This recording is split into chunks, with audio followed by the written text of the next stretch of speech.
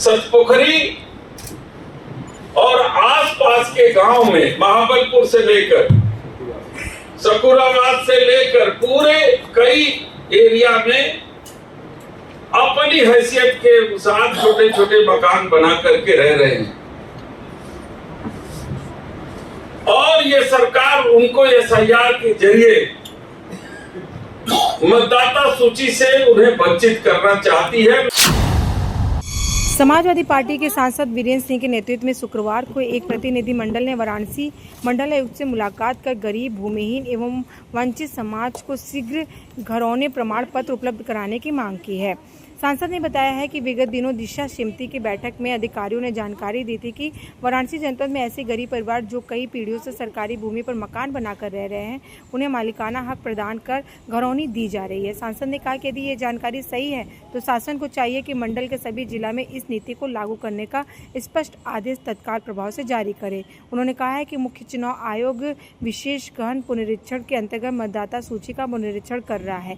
इस प्रक्रिया में गरीब एवं भूमिहीन नागरिकों के लिए अपनी नागरिकता साबित करना कठिन होगा। यदि उन्हें घरौनी मिल जाती है तो यह उनकी नागरिकता का वैध प्रमाण बन जाएगा और वे अपने संवैधानिक मताधिकार से वंचित नहीं होंगे। प्रेस कॉन्फ्रेंस का मतलब यह है कि जो ये वर्तमान सरकार है पूरे देश में इलेक्शन कमीशन एसआईआर के जरिए मतदाता पुनरीक्षण का काम करने जा रही है। हमने बिहार में देखा कि किस साजिश के तहत बिहार के मतदाताओं को वंचित किया जा रहा था नई सूची जो बन रही थी उससे। तो जो नई मतदाता सूची बन रही है उसमें हमारे गरीबों का अधिकार न चला जाए, उनको कठिनाई का सामना न करना पड़े, सबको मत देने का अधिकार जो बाबा साहब भीमराव अम्बेडकर जी ने संविधान में दिया है, उसकी रक्षा के लिए आज हम हमारे जनपद वाराणसी के जिला अध्यक्ष सुजीत भाई, हमारे जौनपुर के जिला अध्यक्ष मौर्य जी, हमारे गोपाल भाई गाजीपुर के जिला अध्यक्ष तथा हमारे जो है सतरान राजभर जी जो चंदौली जनपद के जिला अध्यक्ष हैं, संयुक्त रूप से हम लोगों ने जाकर के आयुक्त को मैंने पत्र दिया और कहा कि गरीब को एसआईआर जारी करने से पहले पुनरीक्षण जो है कि सूची बनाने से पहले गरीब को उनका मालिकाना हक दीजिए, क्योंकि पुश्तों से कई पीढ़ियों से गरीब समाज जो मकान बना करके रह रहा है, आज सरकार उनसे उस जमीन का मालिकाना हक मांग रही है, उस जमीन की नवैयत मांग रही है कि वो सरकारी है कि गैर सरकारी है। तो मैंने ये मांग किया उनसे कि जो जिस जगह बसा है, जो अपनी पीढ़ियों से वहाँ पे रह रहा है, उस सबको आप मालिकाना हक दीजिए। जो घरौनी आप बना रहे हैं वो घरौनी जो है उनकी भी बनाइए, ताकि उनका वो अपने आप को मालिक समझ सके, वो गांव के निवासी समझ सके। क्योंकि मुझे आशंका है कि यदि उनकी घरौनी नहीं बनेगी, यदि उनको गांव में का निवासी नहीं बनाया गया, तो उसके जरिए उनके पहले तो मतदाता सूची से नाम कटेगा, इसके बाद उनका नाम जो है जो राशन कार्ड है वो राशन कार्ड से कटेगा।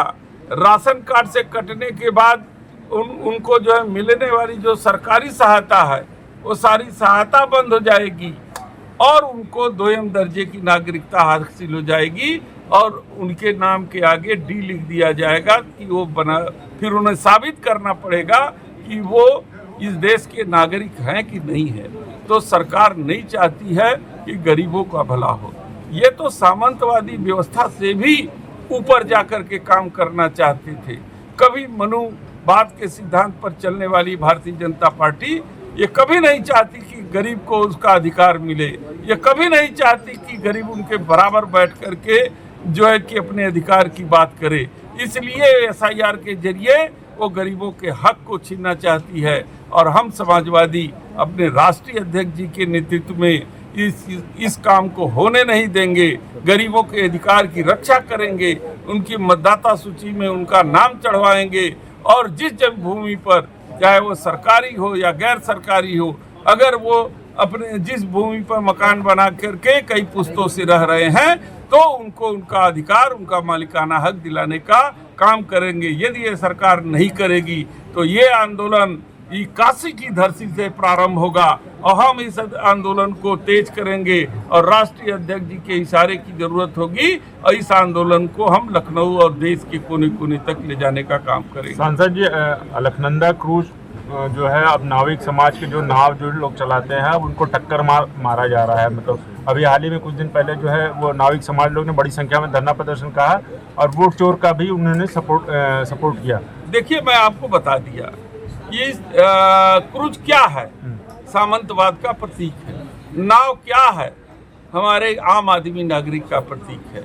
तो ये सरकार की सोच हमेशा सामंतवादी रही है, वो कभी आम आदमी के अधिकार को संरक्षित नहीं कर सकती, इसलिए नाविकों के ऊपर तरह तरह के अत्याचार करती है। सांसद जी, प्रधानमंत्री ने बिहार के लिए, जो बिहार में महिलाएं हैं, सीएम रोजगार योजना के तहत 10,000 उनके खाते में भेजे हैं। क्या लगता है बिहार चुनाव होने वाला है?